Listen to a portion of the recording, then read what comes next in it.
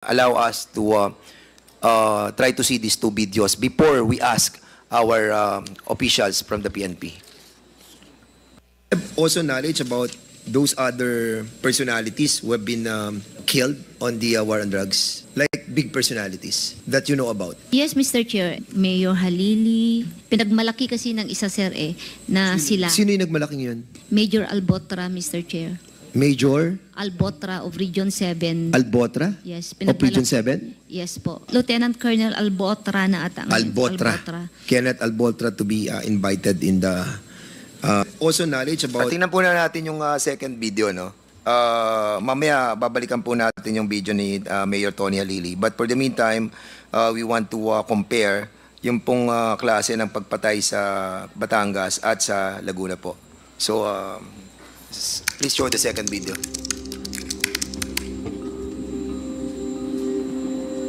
Politika ang nakikitang anggulo sa pagpatay sa alkalde ng Los Baños, Laguna na si Cesar Perez.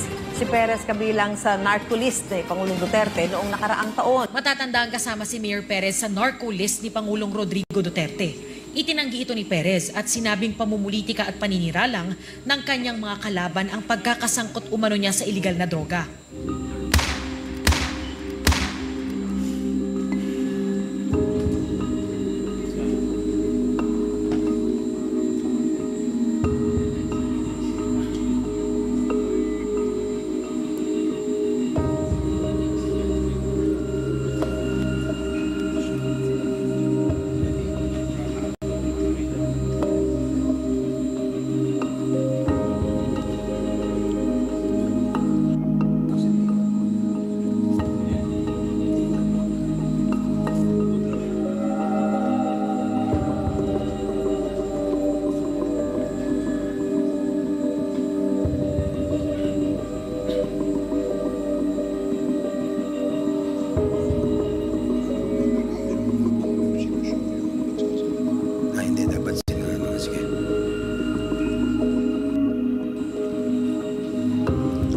So yan yung supposedly na kasama sa team ng pumatay. Pumunta siya doon sa area na kung saan pinatay si Mayor. Diyan tumayo si Mayor Cesar Perez sa area yan.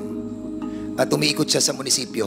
Paikot-ikot siya mula alas 10 ng umaga hanggang sa pinatay si Mayor Cesar Perez. Yan ang taong hindi nakita ng ating mga kapulisan. Yan ang CCTV na hindi nila nakita. Hindi pinilisenta sa korte. And why this was not presented.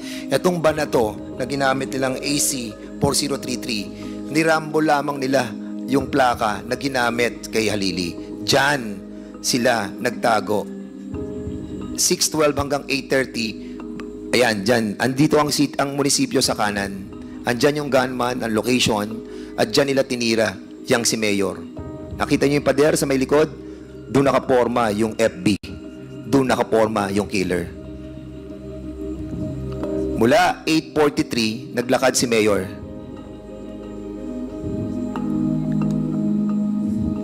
Pumunta siya doon sa pinuntahan noong naka-blue na sapatos at yung malaki ang katawan at makinis ang kanyang buhok.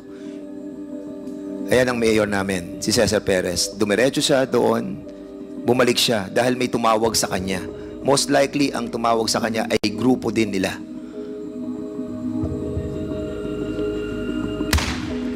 At dyan na pinatay ang mayor ng Los Baños. At sa area yan, wala dyan si Tamisin. Wala dyan si Konsehal Norbin Tamisin. At pagkatapos sa binarel, makikita niyo yung van, ayan, na kung saan dyan nagsimula yung pagputok.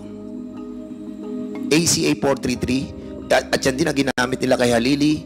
Nirambol lang yung plate number, yun, umalis na. Makikita natin sa kabilang CCTV yan, lumalabas na sila pagkatapos nilang barilin si Mayor Cesar Perez. Ang sinasabi nila, ang gunman ando sa 7-Eleven. Andyan ang gunman. Mula alas 10 ng umaga hanggang 8:45, umalis na sila ng Los Baños papunta doon sa Calamba.